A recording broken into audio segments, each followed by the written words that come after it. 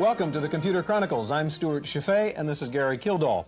Gary, sometimes a computer can make the difference for a disabled person between a very limited existence and, in fact, a very full life. For example, suppose I were speech impaired or hearing impaired and wanted to make a phone call. Well, I've obviously got a problem. Yet with this little portable computer, I could take this and hook it up to a telephone, and the computer can actually speak for me. Hello, Computer Chronicles. Why don't you go fuck yourselves, nerds? Now, Gary, are there spin-offs from some of these computer applications that are originally designed for disabled people that in fact help all of us? Perhaps lead to something like a mechanical seeing eye dog. Okay, we're going to meet several disabled people who use computers. We'll meet people who design computer applications for the disabled.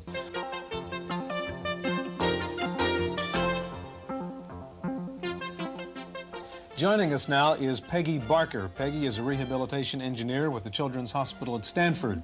And next to Peggy is Sue Simpson. Sue suffered a stroke almost 6 years ago, which led to almost complete paralysis and a loss of speech. But Sue will show us how computer technology has given her the ability to communicate. And Sue, before I ask you some questions, I wonder if, Peggy, if you could explain the communications device that Sue's about to use. Right. Sue is using an Express 3 from Prenke Romic, and with the Express 3, she will communicate with you either using a display, or she can type out a message on a printer, or she has speech output as well. And she can select her messages with her long-range light pen and make selections on this LED display. Okay, Sue, now, first of all, I want to ask you to describe the machine to me in your words, and I think you've pre-stored that message, and describe it. Computer Chronicles is giving me another stroke. And essentially, Sue, you are really operating a computer through the device on your head, which you are pointing to those LEDs. I understand you're pretty fast at this, actually. How fast can you speak using that device? Very fast, you nerds. Hurry up and improve this shit so I don't have a stupid voice. Okay, Sue and Peggy, thank you very, very much. These are fascinating demonstrations of the technology Gary was talking about. With us now, spreadsheets and adventure games and word processors, that's all very nice from computers. It helps us do some things a little bit better than we could otherwise do them before.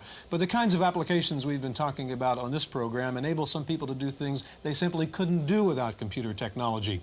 Commentator Paul Schindler has some thoughts on that. And that's your fault. So get those prices down. That's my opinion. I'm Paul Schindler. That's it for this week's Computer Chronicles. We'll see you next time.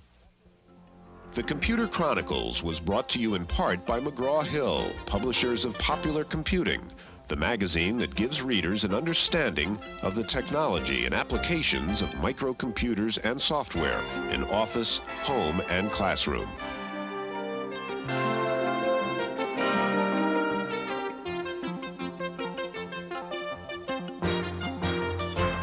Hello, Computer Chronicles. Why don't you nerds go fuck yourselves and get a life?